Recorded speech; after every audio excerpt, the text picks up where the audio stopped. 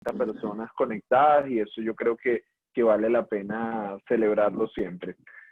Bien, como decía Vanessa, efectivamente la idea de este espacio que tenemos varias semanas realizando, donde vamos conversando sobre distintos temas de la disciplina positiva, nos lleva a un elemento que es sumamente interesante, por lo demás, que tiene que ver efectivamente con cuando la disciplina, en términos, hablamos de la disciplina positiva, no basta. Y este no basta tiene que ver con la idea de que hay algunas situaciones que efectivamente, bueno, ponen en jaque lo que tradicionalmente venimos haciendo o que inclusive encuentran como limitación frente a lo que venimos proponiendo. Y esto hay que decirlo en dos dimensiones. La primera es que la disciplina positiva es un planteamiento que no busca ser una receta,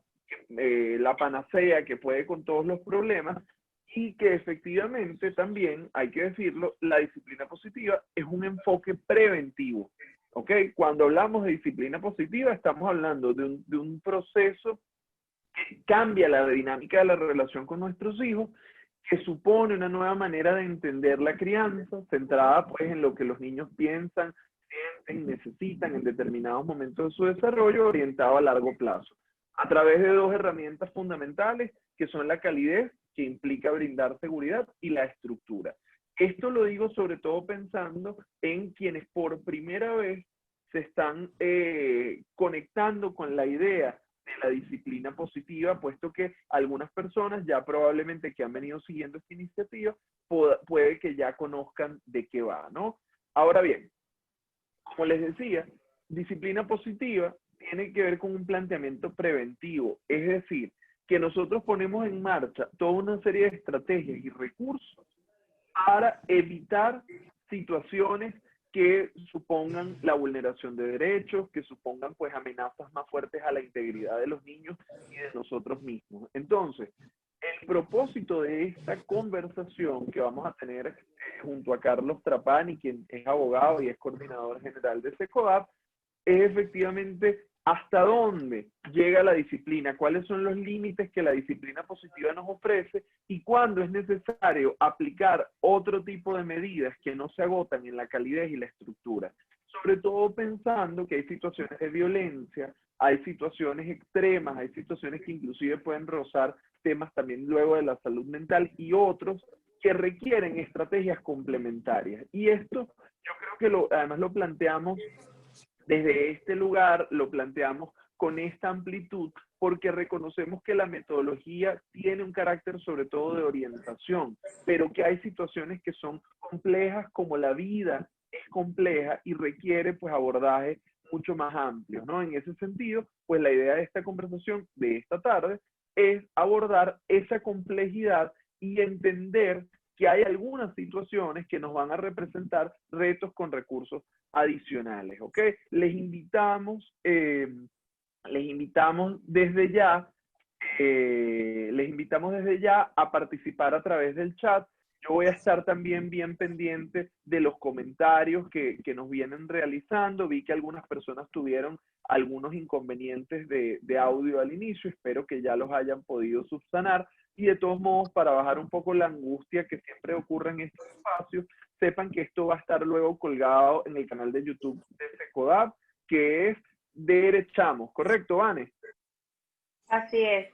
Nosotros luego le vamos a enviar por el correo que les llegó este acceso a este link, lo vamos a enviar el link de YouTube también, para que ustedes puedan acceder de manera cómoda a la grabación de este espacio. Les pedimos de antemano disculpas por las dificultades que puede haber de conexión, y aquí pueden pasar dos cosas. Puede pasar que la dificultad sea nuestra y nos falle a nosotros la conexión, como puede que la dificultad les esté sucediendo a ustedes mismos. Pero lo que estamos resueltos es que sea de ustedes o sea nuestra, pues vamos a hacer el mayor esfuerzo por avanzar en este proceso de la conversación que vamos a hacer. Ahora bien, Carlos, ya bajo estas coordenadas, bajo este contexto, te planteo una pregunta de inicio. ¿La disciplina positiva da para todo? Y si Sí. no diera, es decir, si no diera para todo, yo estoy adelantándome, en caso de que diera, bueno, tú nos explicarás por qué da para todo, ¿no? Pero si no lo diera, efectivamente, ¿por qué nos planteamos la necesidad de otras alternativas? Sí, tenemos ya durante toda la cuarentena promoviendo espacios para poder difundir, socializar todo el modelo de disciplina positiva, ¿no? Iniciamos desde el marco conceptual, pasando por las distintas etapas de desarrollo y tocando temas específicos, ¿no? Pero como bien dice Abel, comenzando la intervención, la disciplina positiva se basa en el autocontrol, en el autodesarrollo, en fortalecer la comunicación, en tener objetivos claros. Y la disciplina positiva tiene un componente profundamente preventivo que busca fortalecer el clima familiar, escolar, ¿no? Basado en una comunicación respetuosa. Pero no necesariamente el modelo de disciplina se adapta a todas las circunstancias y en todos los momentos y para toda la familia. Y digo esto sobre todo no, circunscribiendo las situaciones de violencia extrema, es decir, donde hay presencia de lesiones, quemaduras, fracturas y situaciones, bueno, que atenten contra la salud, la integridad o la vida del niño. Son lo que en el diplomado analizamos formas extremas de violencia, donde evidentemente el modelo de disciplina positiva tiene que ser complementado con otras estrategias de protección, ya sea estrategias de denuncia, estrategias de derivación y continuar con el fortalecimiento de las capacidades parentales en la medida que eso sea posible. Porque si el padre o la madre, en el ejercicio de esa facultad de crianza, de educación, infringe dolor extremo, que raya en un trato cruel, que raya en un maltrato, evidentemente ese comportamiento ya constituye un delito, bueno, y tiene diversos tipos de consecuencias. El problema, bueno, ¿cómo logramos identificar cuando estamos en contextos de violencia extrema? Y frente a eso, bueno, ¿cuáles serían las buenas prácticas y las prácticas desaconsejables para la protección de los niños? Y entendiendo que disciplina positiva es la primera estrategia de protección a los fines de fortalecer los vínculos. Pero cuando hay situaciones de violencia extrema, bueno, requieres mecanismos de denuncia y de protección. Ahora, Carlos, ya acaba Ok. Carlos, aquí de entrada yo creo que surge un asunto que muchas veces es dilemático en cuanto a abordar situaciones de violencia.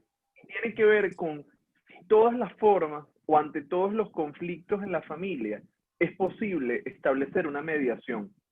La semana pasada hablábamos con Ninosca con Ninosca Zambrano, coordinadora de Profam, hablábamos sobre el conflicto en la familia. Y en este contexto, uno de los elementos que siempre hablamos y siempre aparece frente al conflicto es la necesidad de mediar, de conciliar, pero te pregunto en este sentido, ante todos los conflictos de la familia es posible mediar, y cuál es el límite que puede haber de la mediación ante situaciones de violencia. Las relaciones familiares y sobre todo los conflictos en la familia se privilegia en primer orden la mediación como una estrategia de solución.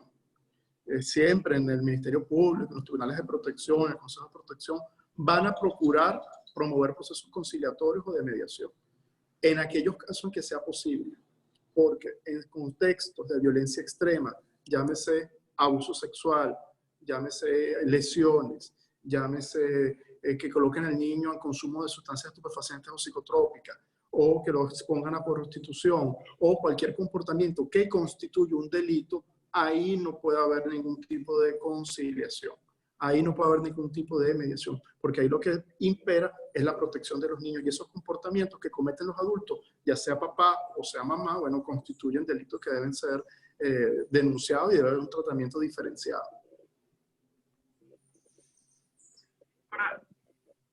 ¿Cómo diferenciar? Que yo creo que ahí hay una de las dificultades, hasta qué punto o dónde está ese límite entre lo que se concilia o lo que no, porque pareciera que es claro que si estamos ante una situación de maltrato, no, mientras que si estamos ante una situación de otras formas de violencia que no constituye un delito, sí. Pero eso dicho de esta manera parece sencillo. Ahora, en la práctica es tan sencillo de distinguir. Fíjate, cuando nosotros analizamos el castigo físico circunscrito a disciplina positiva, bueno, decimos que el castigo físico es una agresión que realiza cualquier persona para corregir un comportamiento de un niño, a través de nalgadas, cachetadas, jalones de pelo, u otras acciones que causan dolor, pero no llegan a ocasionar lesiones o heridas. Y esta definición es lo que nos permite diferenciar el castigo del maltrato. El elemento diferenciador es la intención. La persona que castiga físicamente lo que busca es corregir un comportamiento o cambiar un comportamiento. Y el otro elemento diferenciador, y es lo más difícil de ponderar, es la intensidad. La presencia o no de lesiones producto de la violencia ejercida. Que hemos visto desde la experiencia del servicio que tú coordinas y de los casos que hemos atendido, que situaciones de castigo van en escalada. Se te doy un pellizco, no me hace caso, doy con la chola, no me hace caso, voy con la correa, no me hace caso, voy con el tubo y no me hace caso. Entonces voy incrementando no solo la frecuencia del castigo, sino el instrumento. Entonces muchas veces, aun cuando yo queriendo corregir un comportamiento, puedo caer en situaciones de maltrato o abuso. Save the Children, bueno, que ha promovido todos estos temas, siempre ha afirmado que situaciones de maltrato o abuso ocurren como extensiones de acciones disciplinarias, que se nos va la mano. O sea, queriendo darle pasito al niño y queriéndolo corregir, bueno, podemos fracturar, dislocar, causar hemorragia. Entonces, bueno, ahí son evidentemente delitos. O sea, ¿hacia qué apunta el modelo de disciplina positiva? A detener la violencia en sus primeras manifestaciones y que papá y mamá puedan tener recursos efectivos para poder fortalecer el clima familiar. Pero bueno, cuando esos recursos se agotan y se constituye algún tipo de agresión que coloque en riesgo la vida y la integridad del niño, bueno, ahí el modelo de disciplina positiva se tiene que complementar con otras estrategias de protección.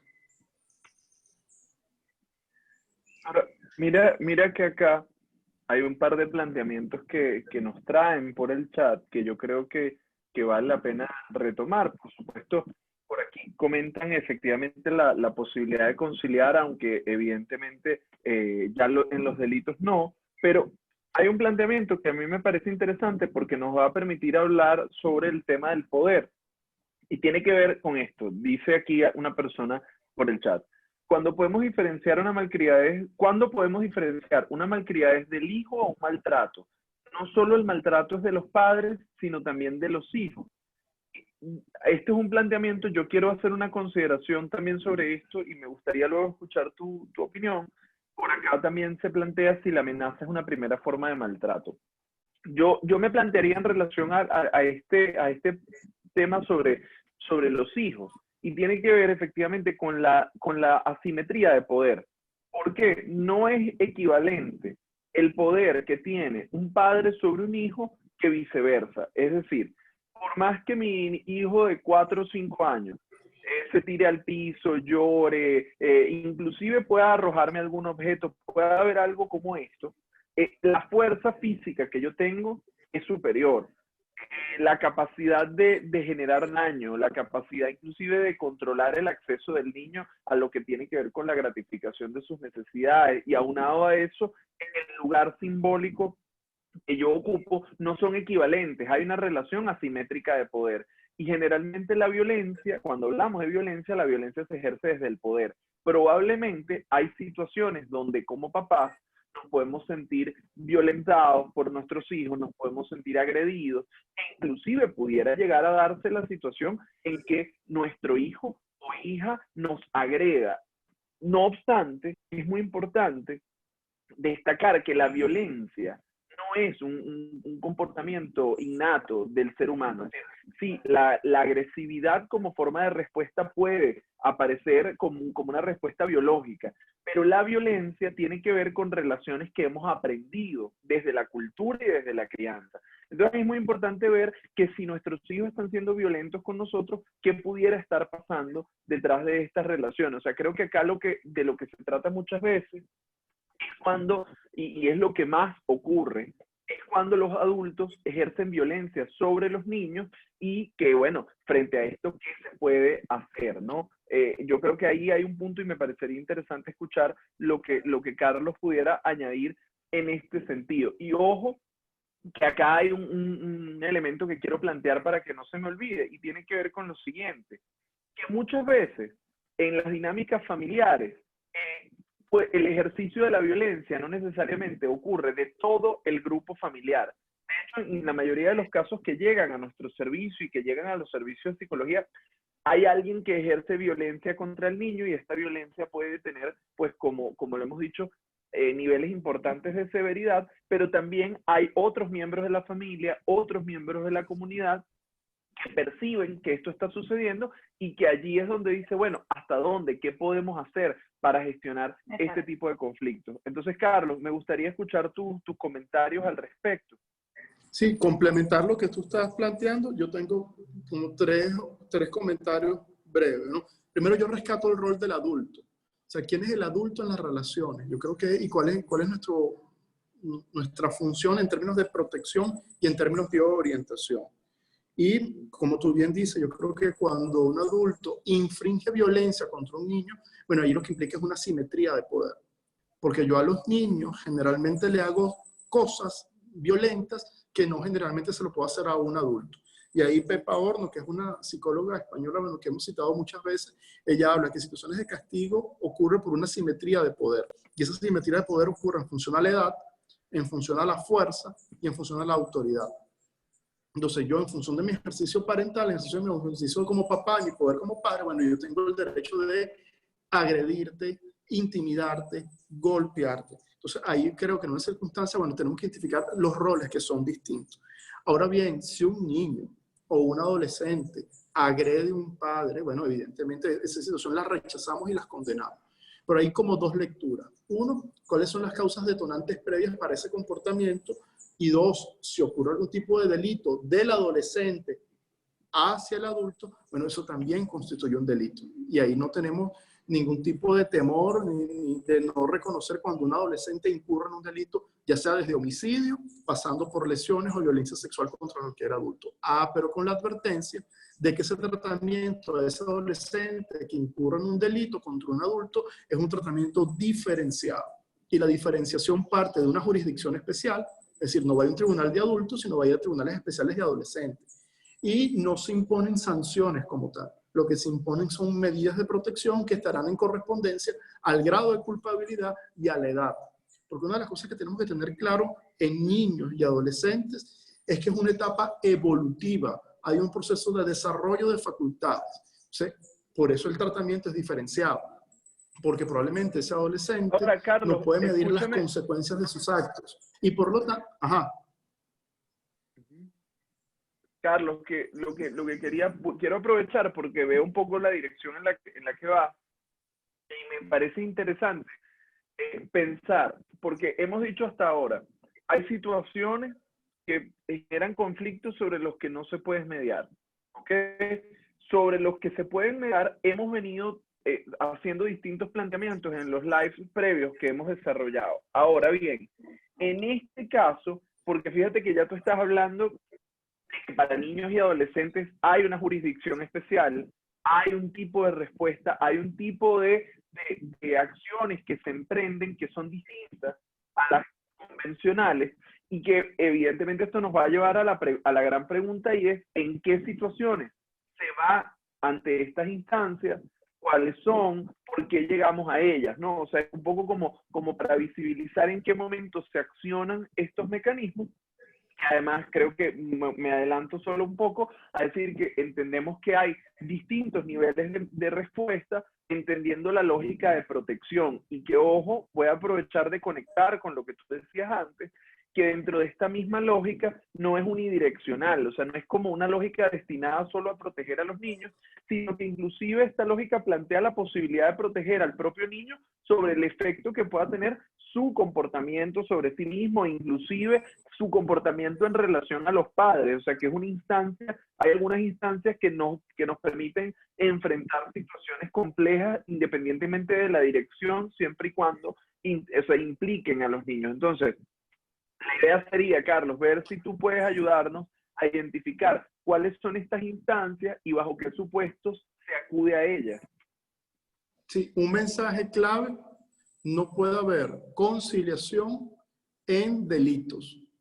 Si un papá o una mamá incurre en un homicidio, en un abuso sexual, en actos lascivos, en lesiones culposas, gravísimas, leves. En esos contextos no puede haber ningún tipo de negociación. Es como que si yo fuese agresor, me sentara con la víctima a pedirle perdón y en función de eso nos ponemos de acuerdo entre nosotros. Esas circunstancias no son admisibles. Ahora, respondiendo a tu pregunta, bueno, ¿cuándo acudimos a esas instancias? Hay que ver quién es la víctima. Y en este caso, como nos interesa mucho visibilizar el rol del niño que es víctima, bueno, frente a esos casos es importante poder acudir a la denuncia. Y la denuncia siempre nosotros recomendamos que hay distintos órganos receptores de denuncia, que van desde los consejos de protección, que son instancias a nivel municipal, pasando por las policías administrativas, delegaciones y subdelegaciones del 6CPC o Ministerio Público. ¿A dónde acudir? A la instancia que le sea más accesible y más cercana. Lo ideal son instancias complementarias, tanto en la investigación que hace el Ministerio Público como el procedimiento que se puede hacer en el Consejo de Protección de cara a lograr medidas que protejan al niño y no sea víctima de otras formas de violencia. Yo creo que hay como unos principios generales que hay que tomar en cuenta al momento de estos casos. Primero, que ninguna violencia se justifica. No, no es que yo le pego al niño porque es malcriado, no es que yo le pego al niño porque es grosero, no, yo le pego al niño porque no hace la tarea, no es que yo le pego al niño porque no guarda los juguetes. Y esa violencia raya en el maltrato. Bueno, hay que entender que ninguna forma de violencia se justifica, ¿no? Y que los niños nunca deben recibir menos protección que el adulto. Y de hecho, por ser una población vulnerable, tienen medidas de protección especial. Y entender que la violencia siempre es prevenible. Por eso nosotros hacemos mucho énfasis en poder promover el modelo de disciplina positiva, bueno, como una estrategia preventiva y de fortalecimiento de los vínculos familiares. Y fíjense que la vulnerabilidad de los niños está relacionado a 3 condiciones: a la edad, a su desarrollo y al sexo. O sea, no es casual que la violencia social vinculada a la violencia armada afecta principalmente a los adolescentes varones. Y la violencia sexual afecta principalmente a las adolescentes mujeres. Pero la violencia en la familia principalmente afecta a niños y niñas, pero de corta edad. Porque en esa medida los niños no pueden defenderse, no pueden repeler la agresión. Que tenemos que conocer un marco normativo que proteja a los niños, que nos protege como ciudadanos, que tenemos que conocer, y sobre todo tenemos que comprender y exigir que las autoridades den respuesta, ¿no? Y ahí afianzamos el rol del Estado en la protección. Y haberlo dicho en muchas oportunidades, la violencia tiene un efecto devastador en un niño. Un niño que es víctima de violencia, estamos comprometiendo su desarrollo, estamos comprometiendo su proyecto de vida. Ahora, a mí me parece... Esther, disculpa, a ver, por acá Esther nos hace una pregunta que lo hace en privado.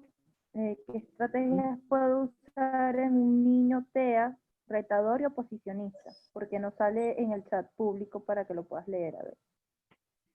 Ok, vamos a aprovechar, yo quiero quiero hacerle un par de planteamientos antes a Carlos, de avanzar en un tema que sé que puede que genere algunas preguntas, y tiene que ver con cómo las condiciones de salud mental y el desarrollo, o que entran en alteraciones del desarrollo, de alguna manera pueden encontrar ciertas limitaciones respecto al tema del modelo. ¿Ok? O sea que eso me gustaría, lo vamos a abordar, porque efectivamente hay algunas implicaciones de qué pasa cuando papá, mamá o los niños presentan alguna condición o alteración de salud mental, o cuando presentan alguna condición de desarrollo, discapacidad. Este es un tema que nos puede llevar por otro camino, pero sí le vamos a dar respuesta. Ahora, Carlos, yo escuchándote, efectivamente identifico lo que bien tú planteas respecto a la importancia que tiene el abordaje de la violencia, no naturalizar la violencia.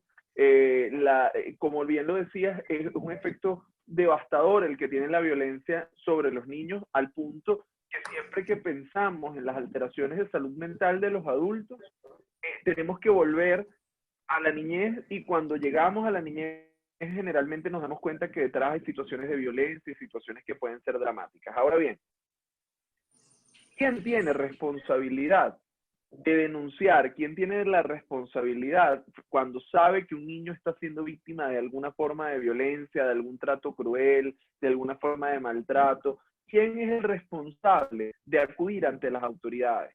O sea, porque allí muchas veces pareciera que lo que no ocurre en mi casa es un problema con el que yo mejor no me meto, ¿no? Entonces a mí me parece que es importante reflexionar esto, y te adelanto un elemento adicional, a ver si tú nos puedes complementar en esa respuesta, y tiene que ver con la responsabilidad que puede tener un ciudadano cualquiera, pero me interesa también qué responsabilidad tienen los maestros, qué responsabilidad tiene el personal de salud cuando escucha que está ocurriendo una situación de violencia contra un niño. Fíjate, una de las características que tienen los derechos de los niños es que son de orden público. ¿Qué quiere decir eso? Que cualquier persona que tiene conocimiento de una situación que afecta, viola los derechos del niño, puede denunciar. Pero cuando se trata de docentes o personal de salud, que en el ejercicio de sus atribuciones, sus competencias, tiene conocimiento de tales violaciones, está obligado a denunciar. Y la no denuncia constituye otro delito que se llama comisión por omisión. Entonces, ahí yo creo que es importante, bueno, si un vecino tiene conocimiento, si un otro familiar tiene conocimiento, si son padres de recientes separadas y el otro tiene tal tanto de que el niño es víctima de violencia, está en todo su derecho de denunciar. No exige ningún tipo de requisito, ni de condición, ni de prueba previa. Bueno, ya le corresponde a las autoridades investigar y adoptar las medidas necesarias para proteger al niño en un primer momento. Entonces, ahí yo creo que es importante la legitimidad para poder denunciar, la tenemos todos. Y eso se basa en el principio de corresponsabilidad que establece la LOCDE en función a la protección de los niños. Ahora, ojo, cuando se trata de docentes y personal de salud, porque hay responsabilidades específicas y hay un mandato especial. De aquí voy a decir algo, si hay miembros del sistema de protección, que puede ser un tema incluso polémico, todos los casos se pueden denunciar. Y aquí voy a hablar entre la teoría y la realidad. En principio sí, todos los casos son denunciables. Nadie puede ser indiferente frente a un contexto de violencia que está afectando a un niño. Pero ¿qué vemos en la realidad? Bueno, que muchas veces, la denuncia nos cuesta. Nos cuesta por muchas razones, porque desde el Estado hay una debilidad institucional que no da respuesta, y esa denuncia y ese niño víctima se expone a unas formas de violencia propias del Estado por falta de atención, ausencia de programas y servicios, desde el peloteo, o la denuncia implica riesgo para el denunciante, ¿no? Ahí lo que yo siempre digo, que la denuncia tiene que ser estratégica, poder identificar el momento idóneo y sobre todo cómo adoptamos mecanismos de protección para el denunciante, pero también para el niño. ¿Es importante denunciar? Sí. ¿Hay que hacerlo? Sí, porque la denuncia tiene unos efectos. O sea, la denuncia te detiene el delito. La denuncia te evita nuevas víctimas. La denuncia le garantiza la tutela efectiva de los derechos de los niños y le garantiza un derecho, que es el derecho a la justicia. Y la denuncia, más allá del proceso judicial que desencadene, puede generar un efecto terapéutico, donde empieza la redignificación del niño frente a un hecho violento. O sea, en la medida de que una autoridad especializada, sensible, cercana, me escucha y adoptan medidas para protegerme, en ese momento se empieza ese proceso de redignificación del niño frente a un hecho violento. Algo que tenemos que tener muy claro a la hora de denunciar, bueno, cómo protegemos al niño. Ahí siempre hemos recomendado como una buena práctica poder apoyarnos en los consejos de protección, poder apoyarnos en las defensorías de niños. Y si bien es cierto, los consejos de protección y las defensorías no tienen competencias en materia penal, sí pueden denunciar. No es que no pueden, es que deben denunciar cuando tienen conocimiento de la comisión de un delito. Entonces, en ese caso, la denuncia se puede triangular entre la víctima, el consejo de protección y el Ministerio Público o la Policía Judicial de ser el caso. O sea, yo creo que es importante adoptar medidas, ¿no? Y sobre todo que desde el Estado se desarrollen protocolos uniformes, gratuitos, accesibles, y que la denuncia no sea peor el remedio que la enfermedad. Ahí yo creo que uno de los elementos, y Carlos lo ha dicho en otros contextos, tiene también que ver cómo, o sea, porque la denuncia es una herramienta, pero también siempre tenemos que pensar en el cómo. hacer la denuncia sin pensar en estrategias complementarias para proteger a quien está siendo víctima puede exponer a nuevas formas de violencia si no se adoptan las medidas necesarias. Ahora bien, bajo estas realidades, también creo que valdría la pena reflexionar ¿para qué se usa una denuncia?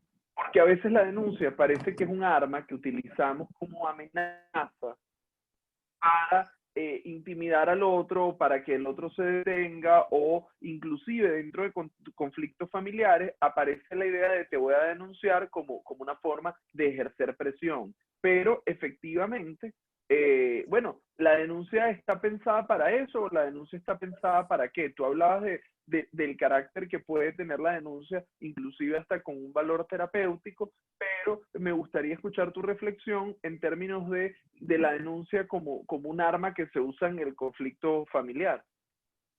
Sí, también encontramos casos donde se utiliza la denuncia como un instrumento de ataque entre padres, ¿no? Evidentemente eso no es el fin de la denuncia. El fin de la denuncia, la naturaleza, el propósito es poder proteger al niño que no sea víctima de violencia. Yo no descarto, bueno, que en la práctica, en la cotidianidad, bueno, muchas veces se hace un mal uso de la denuncia y se utiliza la denuncia o la amenaza de la denuncia como un instrumento de presión, de coacción, de intimidación de un padre hacia otro o incluso entre adultos en función al uso utilitario de un niño.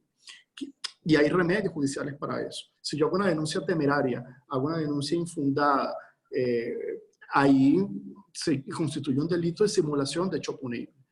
Y yo creo que es importante entender que en los conflictos familiares el centro de protección es el niño. Ahí podemos, en contextos de divorcio, de separación, entender que lo que se puede disolver es el vínculo conyugal, pero el vínculo papá-mamá no va a permanecer por el resto de la vida y el niño va a agradecer que los padres se pongan de acuerdo y el niño va a agradecer que no se utilice la denuncia como ese instrumento de presión y utilizar al niño como un trofeo, ¿no? En derecho, cuando estudiamos derecho, siempre se ha dicho que el mejor juicio es el que no se hace. Y yo creo que en estos casos, bueno, tendríamos que evitar acudir al sistema de justicia, bueno, para poder ventilar este tipo de casos. ¿Cuál es el énfasis? La promoción, la difusión, la prevención. Por eso es importante, bueno, que el tema del modelo de disciplina positiva se pueda permear, se pueda cotidianizar, se pueda entender, se pueda aplicar, se pueda mejorar, bueno, y que cada papá, bueno, tenga los recursos, las herramientas y sobre todo el soporte, y aquí toco el tema de la salud mental que tú planteas, bueno, suficiente para poder tener herramientas de afrontamiento en un contexto de crisis, ¿no? Que le permita no entender que la violencia extrema es el mecanismo para imponer puntos de vista o es el mecanismo para resolver conflictos. Tú sabes que bueno que lo planteas en esos términos, porque hay también un asunto. La violencia que es ejercida con la intención de causar daño y donde quien la ejerce se gratifica en ese hecho, quizás es la violencia que menos ocurre. Y digo menos porque muchas veces esta forma de violencia está relacionada con algunas alteraciones de la salud mental. La mayor parte de la violencia que nos llega, y no quiero decir que no existe la otra, para nada, pero la mayor parte de la violencia que nos llega por parte de personas que no saben, la violencia hacia los niños, que no saben cómo manejar la crianza, que vienen de ambientes violentos, de historias de maltrato, historias de situaciones familiares muy complejas, y que adicionalmente presentan, bueno, dinámicas de vida muy difíciles. Entonces, frente a toda esta combinación de elementos, pues la persona al verse sobrepasada ejerce la violencia. Esto no la exculpa ni le exime de las responsabilidades legales que tiene, pero nos ayuda a entender de dónde vienen estas personas que actúan de esta forma, porque además pareciera que quien es violento es el otro, es un tercero, que está lejos de nosotros, y efectivamente cualquier persona sometida a condiciones extremas puede llegar a reaccionar de manera violenta. Entonces, evidentemente hay un punto que toca la salud mental en términos de cuáles son los recursos emocionales con los que contamos para hacer frente a esto. Yo quiero rescatar algunos de los comentarios que yo he visto en el chat durante esta conversación que estamos sosteniendo. Y efectivamente, por ejemplo, hay un planteamiento sobre si la disciplina no es suficiente, qué otras medidas podemos utilizar, que no sea el maltrato, por supuesto, y hay que decirlo claramente, este es un espacio de sensibilización. CECOAP ofrece alternativas de formación más exhaustivas, pero va a ocurrir que la disciplina positiva, y yo voy a hacer un pequeño dibujo nada más, como para ver la ruta y cómo se entiende el proceso, entendiendo que cada etapa requiere, pues por supuesto, un momento para desarrollarse, y tiene que ver con lo siguiente. Nosotros lo primero que hacemos es aprender, en términos de disciplina positiva, bueno, reflexionar sobre de dónde venimos, cuál es nuestra historia, y es un poco lo que venimos hablando. Nadie actúa de manera violenta por azar. La violencia viene de una historia, así como también viene de una historia lo que creemos que es ser papá, que es ser mamá, y bueno, y allí se van generando todo un entramado de significados que construimos. Pero llegamos a un punto donde nos tenemos que plantear que la crianza tradicional, la disciplina tradicional, es una disciplina centrada en la obediencia, en que quiero que el niño haga lo que yo le pido ahora, y se basa, por supuesto, en el miedo, en el poder, en la intimidación, en algunos factores que buscan que el niño haga lo que yo le pido para evitar una consecuencia desagradable. La disciplina positiva va en la dirección de no. Aquí no se trata de evitar una consecuencia desagradable, sino que si el niño cambia su comportamiento, lo haga porque está convencido de que es lo mejor, porque el niño aprenda a regularse, el niño aprenda a hacer frente a las distintas situaciones de la vida, porque la idea no es que siempre actúe en función de que haya un adulto que amenaza, sino que el niño actúe de propia convicción frente a distintos escenarios. Ahora bien, esto nos lleva a plantearnos una mirada centrada en objetivos a largo plazo. Quiere decir esto, pensar qué clase de persona quiero que sea mi hijo y qué tipo de relación quiero tener. Luego de ello, nosotros nos adentramos en un par de herramientas que son la calidez y la estructura, que básicamente tiene que ver con cómo hacemos que el niño se sienta seguro y de qué manera le damos información para, una vez que entendemos el desarrollo de los niños, que también va a ser un elemento muy importante, lleguemos a la resolución de conflictos. Fíjense que es interesante porque cuando vamos a resolver los conflictos lo hacemos al revés. Partimos de cuál es el conflicto, en función del desarrollo adecuamos nuestras herramientas orientados a unos objetivos a largo plazo. Ahora bien, y aquí voy a conectar con lo que Carlos decía, con lo que he visto en algunos comentarios y el punto que toca la salud mental. Va a suceder que en determinadas ocasiones esto no sea suficiente por sí solo. ¿Por qué? Bueno, bien puede pasar que nosotros estemos atravesando como papás situaciones que nos dificultan enormemente regular nuestro propio estrés, y ya no basta con que yo sepa lo que tengo que hacer, sino que el problema es que no lo puedo hacer porque me cuesta contenerme cuando el niño hace algo que me molesta, ¿ok? Esta es una de las razones. Tenemos otras que puede ser cuando el niño efectivamente presenta alguna alteración de la salud mental que le impide también o le dificulta responder a nuestras expectativas. Aquí va, esto va desde un niño que pudiera presentar algún cuadro de depresión, de ansiedad, está en un proceso de duelo, ni siquiera, no voy a hablar del déficit de atención e hiperactividad, porque yo creo que este es un diagnóstico con serios cuestionamientos, pero pudiéramos hablar también en esto, sin hablar, no patologizándolo, pero sí caracterizando lo que tiene que ver con los trastornos dentro del espectro autista, los llamados TEA o otras condiciones del neurodesarrollo, donde nos vamos a dar cuenta de que aún yo aplicando el modelo paso a paso, hay algunas situaciones que se cayó algo por acá, algunas situaciones que se nos escapan. Frente a estas situaciones que se nos escapan, es primero perfectamente válido y de hecho aconsejable que busquemos ayuda. ¿Ayuda de quién? Y esto va a ser muy importante. Bueno, puede ser un profesional de la salud mental. Esta es una opción. También tenemos como opción o alternativa que muchas veces viene de esta manera, acudimos al médico pediatra. Sobre todo esto pasa cuando tiene que ver con temas del neurodesarrollo y es el pediatra quien se da cuenta de que hay algo que necesitamos explorar a profundidad. Y a partir de allí se empieza a articular, o a veces la maestra que se da cuenta que hay algo que no anda de la misma manera. Entonces, ¿qué ocurre? Que cuando se activa por alguno de estos mecanismos la necesidad de ayuda, entonces es necesario complementar. Es necesario complementar con lo que puede ser un proceso terapéutico desde el punto de vista psicológico, psiquiátrico, inclusive si es necesario, pediátrico, neurológico, o inclusive con el refuerzo. Y voy a poner un ejemplo que estoy seguro que es sensible para Carlos, y digo que es sensible porque sé que para él fue traumático este proceso de niño, y es, espero no estar revelando demasiado, pero quienes nos siguen conocen que Carlos y yo, más bien hoy hemos estado muy serios, así que el tema de la lectura. Porque, ¿qué pasa? Un niño, y yo le voy a, Vane, no sé si tú nos puedes apoyar, si me puedes permitir ahora que yo comparta la pantalla, porque voy a mostrar una imagen aterradora. Voy a compartirla.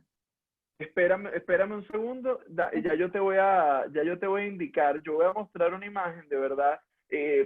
Lo hicimos en otro momento, pero yo quiero volver sobre ella porque, bueno, yo creo que es lo más aterrador que van a poder ver ustedes en relación a ver, al tema de la niñez y sobre todo estos primeros momentos del aprendizaje. Y tiene que ver con, bueno, yo creo que esto, bueno, ya ustedes lo van a ver, no voy a dar más preámbulos sobre esto, solo les voy a compartir la pantalla. Vane, ahora sí, porfa, si puedes habilitar la opción.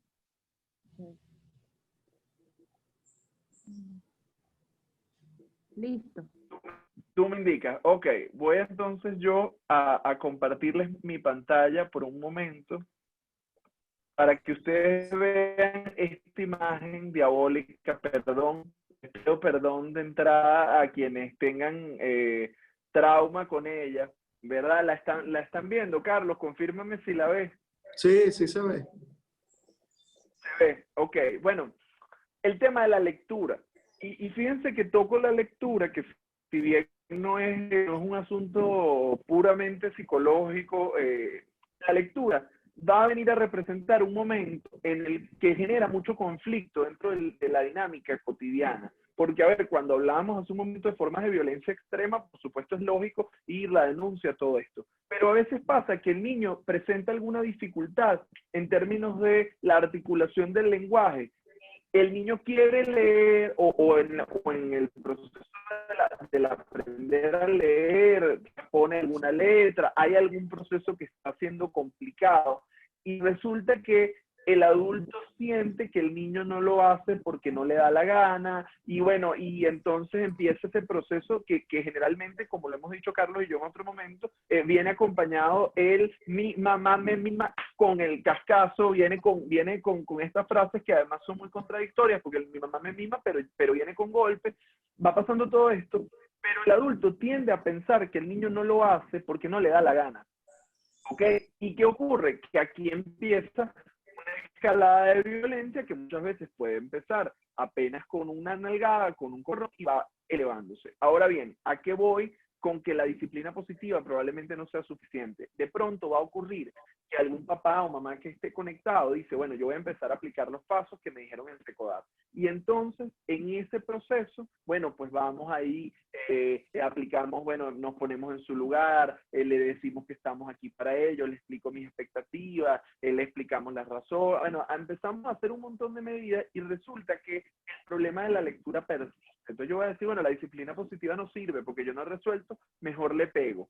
Y acá es donde digo, ojo, porque probablemente sea una necesidad para ese niño, sea una necesidad el poder contar con terapia de lenguaje. En lo que incorporamos ese elemento adicional, en lo que incorporamos esa ayuda, ese recurso extra, nos vamos a dar cuenta rápidamente que esto nos ayuda a despegar y poner en marcha estas otras herramientas.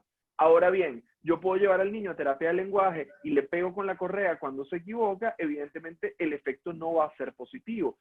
De la misma manera, puede que en un niño con algunos requerimientos especiales, si no recibe la atención necesaria, por más que nosotros seamos cálidos y estructurados, vamos a tener dificultades para poder obtener de nuestros niños el mejor desempeño posible. Carlos, yo no sé si tú quieres compartirnos algo en relación a tu vivencia traumática de Mi Jardín, o lo que pudiera ser, en este caso, otras formas complementarias distintas a las que yo he sugerido en este momento.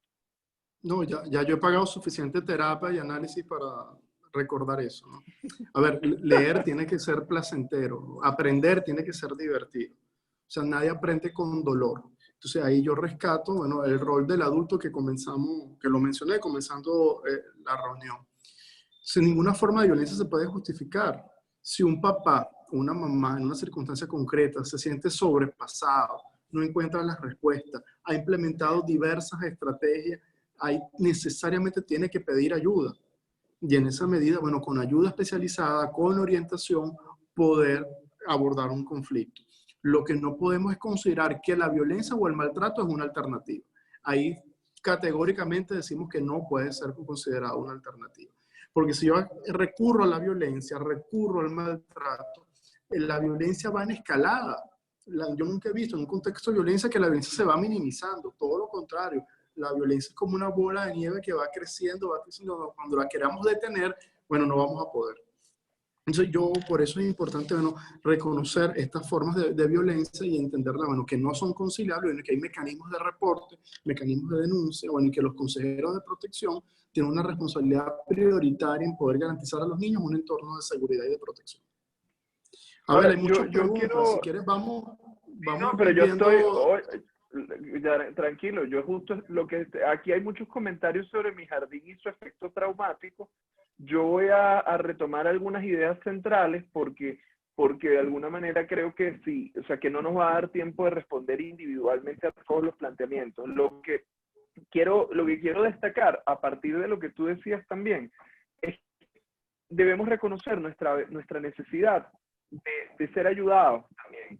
Cuando estamos en el contexto de la crianza y nos vemos sobrepasados, la posibilidad de pedir ayuda, desmontar un poco la idea de que tenemos que responder de inmediato, contundentemente, como si se tratara de un operativo policial ante el AMPA. Nuestros hijos no son el AMPA y no necesita una respuesta de esas características, ¿no? Probablemente hacemos mucho mejor cuando aplazamos y retomamos más adelante el análisis de un conflicto para ver de qué manera lo podemos abordar que cuando actuamos de manera impulsiva. Ahora bien, dentro de esta dinámica, yo creo que, y quiero rescatar una idea también propia del psicoanálisis, que el problema, y lo veo por un comentario que dice alguien por acá, que mi hijo tiene 13 años y hay que tener mucha paciencia para enseñarlo. Ah, no, pero por aquí había alguien que decía que había que tener mucha paciencia para no matarlo. Por allí vi algo de esto, vi algo con los adolescentes. Ahora, en cualquier caso, la diferencia, y por eso retomo el comentario, porque me hizo pensar que lo que nos distingue a nosotros, y digo nos distingue, bueno, me gustaría incluirme allí, ¿no? Pero lo que nos separa muchas veces de quien comete un delito no es no sentir las ganas de hacerlo. A ver, o sea, seguramente quienes son padres y se han conectado, más de una vez han querido pegarle a sus hijos, más de una vez han sentido ganas de lastimarles porque se sienten muy molestos, pero la diferencia es básicamente que no lo hacemos, ¿no? Y que tratamos de encontrar otras alternativas. Voy a poner un ejemplo para descentrarlo de la crianza, que nos va a ayudar a ver esto mejor. Cualquier persona que tenga un carro y le hayan llevado un retrovisor, seguro ha querido matar a la persona que le llevó el retrovisor. Y no lo voy a poner en un cuento de un tercero, lo voy a decir en primera persona.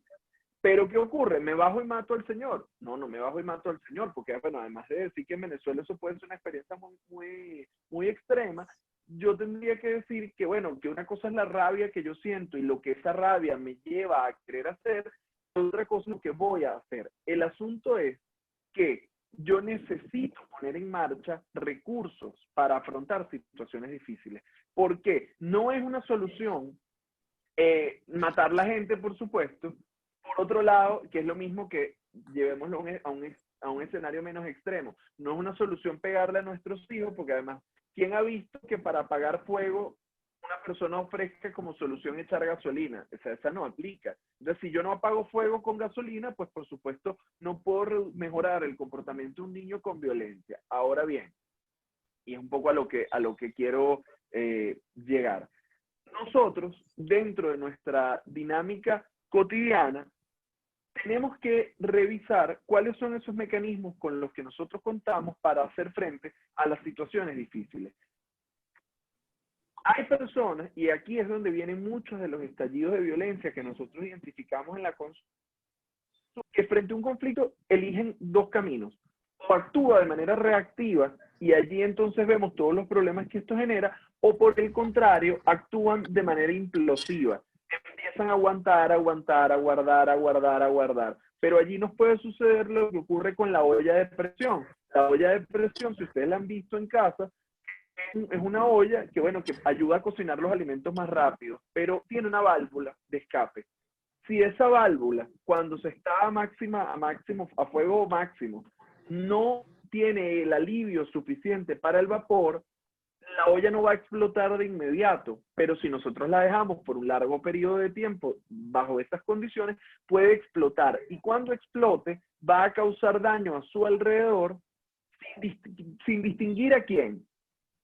Lo mismo que ocurre con nosotros cuando nos vemos sobrepasados por una situación, cuando aguantamos, aguantamos, aguantamos y no encontramos esa manera de aliviar la presión, podemos terminar explotando. Y cuando explotamos, generalmente lo hacemos dirigido a cualquiera y allí pagan justos por pecadores. Entonces, parte del proceso y parte de un poco lo que tratamos de señalar acá es que hay una responsabilidad que tenemos hacia los niños, pero también hay una responsabilidad que tenemos con nosotros y la manera en que abordamos las situaciones difíciles.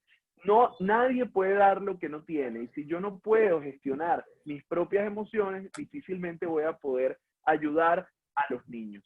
Vamos a ver por acá, voy a retomar algunas preguntas, Carlos, a ver si tú nos ayudas a complementar.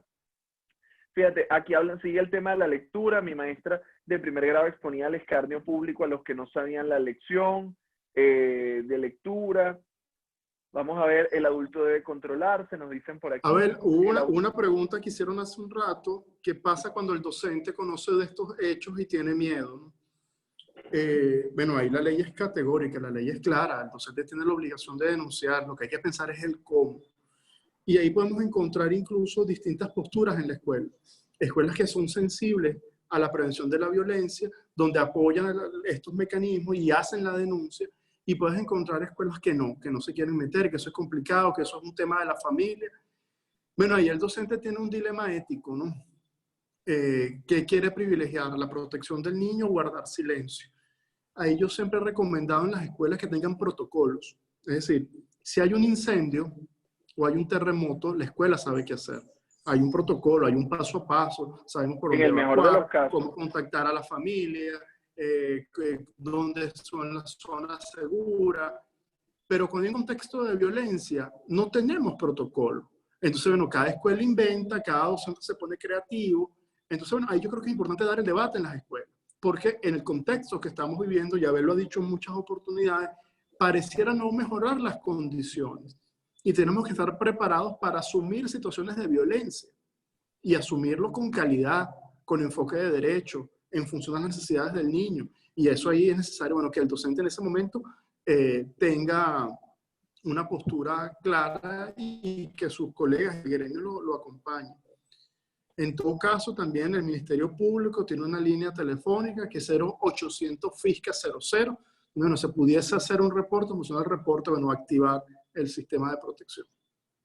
Yo quisiera añadir que, por supuesto, denunciar es algo que puede dar miedo. Inclusive, y creo que podemos compartir, somos 78 personas, aquí estamos en familia. Inclusive nosotros, cuando nos toca denunciar, es algo que siempre nos genera, nos moviliza. Porque, bueno, siempre te preguntas si lo que estás haciendo es lo correcto, si lo estás haciendo de la manera adecuada, si las convicciones que te impulsan son las adecuadas. Y, a ver, te quedas con la pregunta de si la denuncia no tiene respuesta, si más bien estás exponiendo a la persona. Bueno, hay un montón de preocupaciones alrededor de la idea de la denuncia.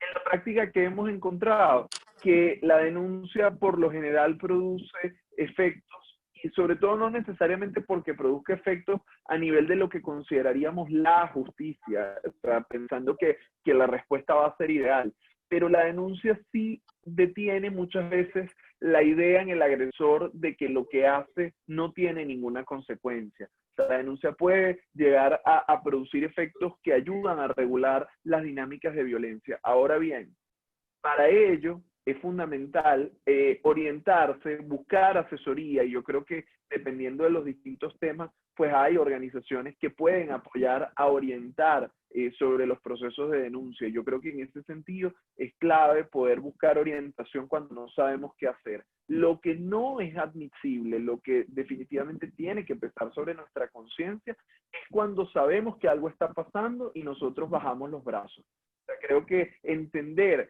que el papel, y esto es uno de los elementos claves en disciplina positiva, que tenemos como adultos es determinante. Cuando detectamos que un niño está en una situación de violencia y somos capaces de intervenir, estamos siendo capaces de generar un cambio en la vida de ese niño. Y un cambio, o sea, inclusive también se produce cuando nosotros no hacemos nada, porque cuando no hacemos nada probablemente ese niño lo estamos condenando a tener que padecer una infancia compleja, que a su vez le lleve a padecimientos en su vida adulta. En cambio, pensar la posibilidad que tenemos siempre de intervenir de la manera más adecuada, pensando siempre en el interés superior del niño y sobre todo teniendo claro que un pequeño acto, el poder hablar, el poder identificar, el poder inclusive denunciar, como hemos venido diciendo, puede ser la diferencia, no solo entre la vida y la muerte, que sería como lo más grueso, sino entre una vida pues llena de complicaciones y una vida que, bueno, que con acompañamiento pueda ser perfectamente llevadera. Entonces, desde ese lugar creo que es clave poder pensarlo. Voy a ver aquí unos comentarios más y, bueno, les anticipo que hemos comenzado el descenso de cara pues al final de este espacio. Aquí yo tengo que contener a Carlos, porque si no Carlos se quiere quedar viviendo en el live, pero ustedes seguro tienen pues, ahorita que cenar, que hacer un conjunto de tareas y queremos agradecerle su participación. Voy a ver algunos de los comentarios. No es fácil, pero en mi caso me tocó denunciar y hoy en día el chico está protegido. Hay experiencias. Como todo, hay experiencias difíciles, no positivas, pero también hay experiencias positivas, a pesar del contexto. Son muchos los factores del entorno biopsicosocial del niño en las distintas escenas, con los contextos de violencia, con la observancia de las conductas del niño, con los adultos que en muchísimas oportunidades no están preparados ni tienen las herramientas más adecuadas, hogares sin contención, en su generalidad familias disfuncionales. Yo aquí voy a aprovechar solo una coletilla. Podemos decir que la familia disfunciona, pero debemos siempre evitar transformar a la familia y a las personas en sus problemas, porque eso a veces es más el daño que nos hace para abordar los problemas que para solucionar. Por aquí plantean la necesidad de educarnos para impartir disciplina positiva y multiplicadores de cómo abordar estos temas. A ver, el pensar que no pasará nada es lo que muchas veces inhibe al denunciante. Bueno, por acá Vanessa nos hace la vuelta, gracias, de colocar los datos de contacto para el servicio de atención psicológica y para la asistencia jurídica. Bueno, efectivamente tenemos situaciones que están allí presentes. Carlos, me gustaría que tú pudieras darnos tus consideraciones finales para despedir este espacio por el día de hoy.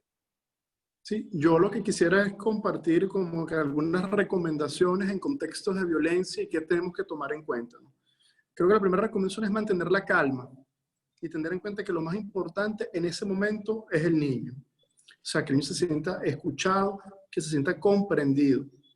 Yo creo que es importante decirle que les creemos, que estuvo bien que le contara un adulto, que el adulto hará todo lo que esté a su alcance para protegerlo, que nada de lo que ocurrió en relación a la violencia fue su culpa, fue su responsabilidad. Creo que es importante también escuchar y no insistir en preguntar y repreguntar una y otra vez qué fue lo que ocurrió, ¿no? Construir un ambiente propicio de apoyo y de comunicación. Muchas veces tenemos que escuchar sin dar respuesta, no insistir en el tema y buscar ayuda a los fines de encontrar una respuesta. Creo que es importante registrar y apuntar todo lo que sucedió, y aquí yo siempre recomiendo una bitácora, que podemos registrar fechas, lugares, momentos, personas relacionadas a un hecho violento, ¿no? Hacer sentir al niño que sus opiniones son tomadas en cuenta, transmitir confianza a la hora de hablar con el tema, ¿no? Es obvio, ¿no? Pero lo digo porque a veces por ser obvio lo obviamos, ¿no? Evitar cualquier contacto víctima o victimario. En la medida que sea posible, mantener la cotidianidad. Y en aquellos casos donde no es posible mantener la cotidianidad, bueno, tratar de cambiar la rutina, sea en función de la protección del niño, ¿no? Considerar la atención psicosocial, y Abel ahí siempre ha sido muy consecuente, o la atención médica que requiere ese niño. Entender también el cansancio y el desinterés, ¿no? Y yo creo que es importante preservar el medio familiar. Es un derecho que el niño pueda vivir, crecer y desarrollarse en el seno de una familia, pero no necesariamente en todos los casos eso sea posible. Entonces surge la institucionalización, bueno, como una alternativa. Bueno, ese tiene que ser el plan B. Si en contexto de violencia, bueno, hay una medida de protección específica que implica la separación del maltratador del entorno del niño, no separar al niño del entorno familiar. Entonces, bueno, por eso es importante acudir a los consejos de protección, no actuar sin asesoramiento, evitar toda esa impunidad, no solo jurídica, sino también una impunidad emocional.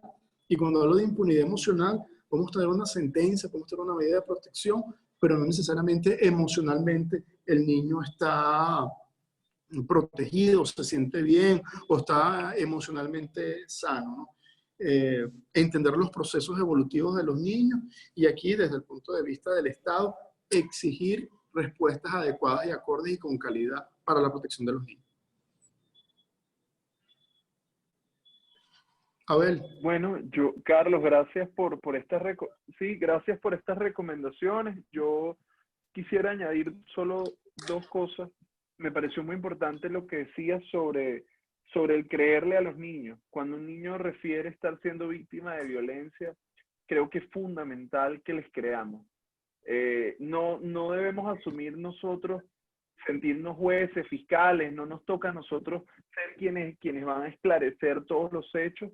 Creo que lo más importante cuando alguien ha sido víctima de violencia es sentir que en su entorno le creyeron. Quizá lo que más reclaman las víctimas de sus familias cuando les han ocurrido situaciones así es que la familia no creyera, y yo creo que es importante creer en lo que se nos plantea. Eso es una de las cosas. Creo que es sano buscar ayuda. Es sano buscar ayuda cuando encontramos que lo que estamos haciendo no nos sirve, no nos resulta, no es suficiente con los recursos que tenemos, porque entendemos que necesitamos algo más. Y yo creo que esto hay que vivirlo sin sentir que se trata de una derrota. Entender que todos somos vulnerables y que no todo el mundo más bien tiene la fortaleza de poder buscar ayuda. Y quisiera cerrar con una idea que la insinué a propósito de un comentario, y es efectivamente el hecho de que no somos nuestros problemas. A ver, como seres humanos tenemos muchos problemas que podemos pasar, sufrir, padecer, pero no somos ese problema. Aún si hemos vivido una situación de violencia, no significa que tenemos que ser siempre víctimas.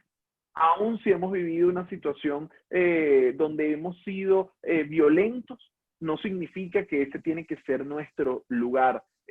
No significa que si lo hemos hecho de manera cuestionable como padres, luego pues no podamos hacerlo mejor. Yo creo que tenemos que entender que donde llegamos parte de una base de experiencias de vida que hemos tenido, y que siempre el mensaje que en SECODAP tratamos de impulsar es la posibilidad que tenemos de hacer las cosas mejor. Lo único que yo quisiera añadir en ese sentido es que lo que no podemos esperar es que si hemos hecho las cosas durante 30 años, 20 años, 10 años, quién sabe cuántos años de una determinada manera, cambien mágicamente de un día para otro.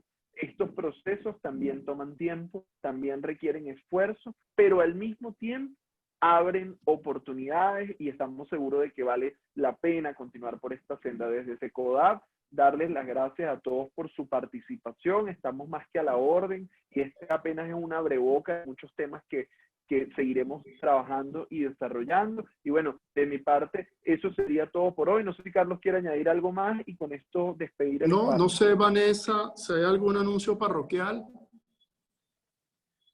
Vanessa ha compartido en el chat, bueno, las formas de contacto, tanto del servicio de atención psicológica que coordina Abel, como el reciente creado servicio de atención jurídica, bueno, que nos acompaña Ángela Villafranca en la atención de casos, ¿no? Vane, ¿algún anuncio? O ya nos podemos despedir. Invitarlos a acompañarnos en esta nueva campaña Secodap Contigo. Estamos promoviendo la atención de la salud mental. Como saben, esta es una de nuestras fuertes. Creemos mucho en esta prevención como medida para evitar la violencia. Estamos a través del hashtag Secodap Contigo publicando todas las formas de contacto que tenemos para trabajar la salud mental desde casa, para aprender, para fortalecerla. También les dejé el correo de Secodap, la atención jurídica de Secodap. Es una asesoría que podemos dar, orientarlos si tienen dudas, sobre todo a los docentes que nos siguen. Y bueno, nada, invitarlos a seguir con nosotros en las próximas encuentros que tenemos. Ya tenemos uno programado para la próxima semana, así que bueno, pendiente de nuestras redes. Bueno, chévere. Chao, muchas gracias a todos. Los esperamos en las próximas actividades. Gracias a todos por conectarse. Fue un gran esfuerzo que estuvieran acá. Lo reconocemos y lo agradecemos.